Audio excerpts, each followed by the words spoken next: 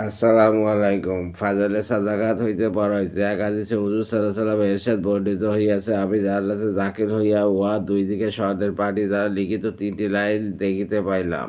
প্রথমে লাইন লেখা ছিল, দ্বিতীয় লাইনে লেখা ছিল, অর্থাৎ আমি যা আগে পাঠাইয়া দিয়াছি উহা পাইয়া গিয়াছি, যা দুনিয়াতে খাইয়াছি উহা লাভের মধ্যে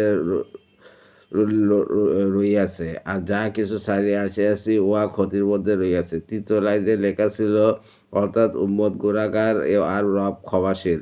বারাকে জিকির।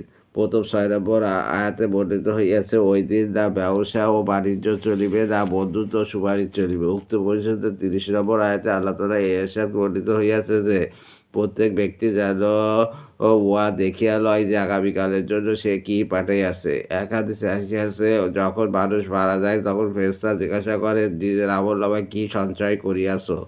আগামীকালের জন্য কি জিনিস পাঠাইয়াছ? অথচ মানুষ জিজ্ঞাসা করে, কি কি সম্পদ রাখিয়া গিয়াছ? মিশকাত।